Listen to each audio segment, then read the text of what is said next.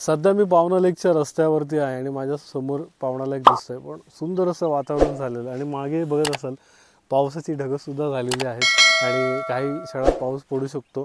आणि एकदम समोरच एवढा छान सुंदर असा व्ह्यू आहे, तो पाहण्यासाठी मी थांबलो होतो. म्हटलं तुम्हालाही दाखवावा, मला सिनेमॅटिक शॉट मध्ये दाखवतो, नक्की बघा, आवडतं लाईक करा. काही गोष्टी आपल्या जवळच असतात आणि आपण त्या लांब शोधत असतो. प्रेम असो या प्रेम करणारी माणसं.